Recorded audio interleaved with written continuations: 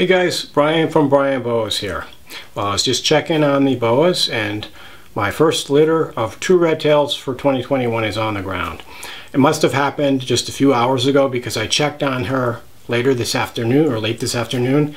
There were no babies. Right now it's about 8:30, quarter to 9.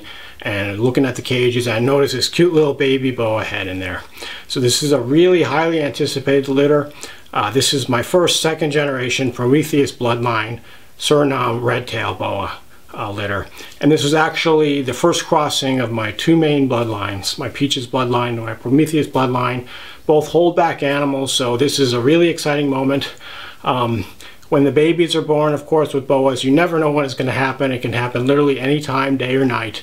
You just have to always be prepared. And I was about to get ready to settle down, maybe watch some TV, but now I have these babies and I can actually feel the adrenaline starting to course through my veins. It's always a thrilling experience to have baby boas born, especially 2 Redtails, and the fact that this is the first of these 2 bloodlines, it's just amazing. So let's go take a look. I literally haven't looked at them yet, so I just saw some babies in there. Let's go take a look. So I'm taking a look in there. I see about 7 or 8 babies. Very beautiful looking animals, a couple of slugs. I think she may not be done giving birth yet. She's kind of got her back half lined up against the side of the cage, and she's kind of moving her tail. So I think there might be some more babies, or maybe even a slug in there. We'll just have to see. But I'm going to give her a little bit longer. Some really beautiful looking babies there. Here's a close-up of the babies for now. You can see a couple slugs there, but I see some really beautiful looking Redtails. Of course, I'm just going to leave them in there for now since the mother, it looks like she's still possibly giving birth. So we'll just give her some privacy and check on her maybe in another 45 minutes or hour or so. It's been about an hour and I just came back to check on her. Looks like she's done with the birthing process. So what I'm going to do is I'm going to go ahead and take her out and give her a quick soak off, to remove the smell of the babies, get her cage cleaned up, and then I'm going to take these babies out and put them in another tub. So I'm just going to turn the camera off and give the mother a soak. The mother's soaking now, and I'm just going to take a look at them. I think I see 4 slugs and looks like about 7 babies. I'll have to take them out and count them, but they look like really big babies. These are like probably close to 2 feet long, very large babies. Really nice red looking tails there, and they just look really well developed and big. So I'm going to take them out. Most of them are out of the amniotic sacs. You can see there's some there that still show the amniotic sac, but their head is sticking out, and you can see a couple slugs there, which are of course these unfertilized eggs.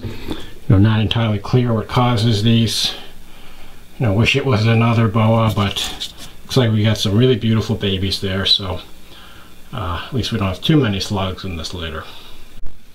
So I just pulled out the babies and put them in this tub with some moist paper towels, and looks like we've got 7 babies. They're really big babies.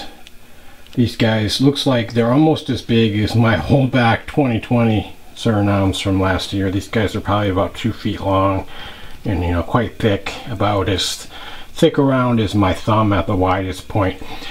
Some beautiful tails on these guys. Really great patterns, lots of peak saddles. What I noticed is a few have these really light colors, like this one in particular. This one is really standing out as an amazing example.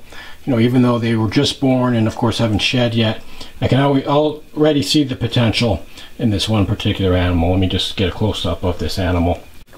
So this one animal right here is definitely a standout. You can see how light the colors are, and just this beautiful peachy color, beautiful long red tail. Even right after birth, when the animal stands out, that's going to be an amazing boa.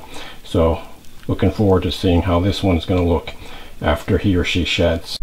And some amazing looking tails. This is what the Prometheus bloodline is about, these beautiful long red tails. And I remember when the original litter was born back in 2016, it looked the same. I had these really large babies, quite a bit bigger than my other Surinames, and they just have these amazing tails. So it's really exciting to see some of these traits in this, you know, second generation of this bloodline.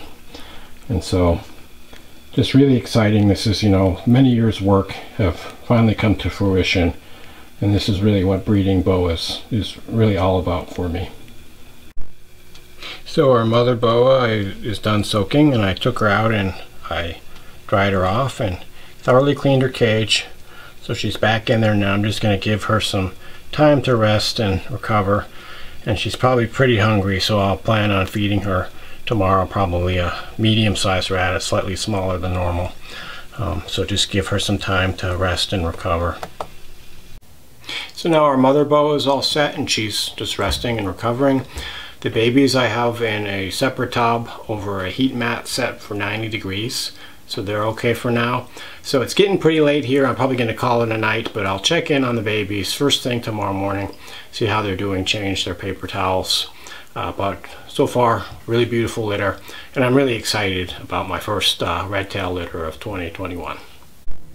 So it's the next day now. I just came down to check on the babies and change the paper towels, remove some afterbirth and umbilicus, and you want to remove the remnants of the birthing process because they kind of tend to decompose and release ammonia and other toxic gases. You can see there's the litter and some really breathtaking animals in this litter. Just some amazing looking tails from the Prometheus bloodline.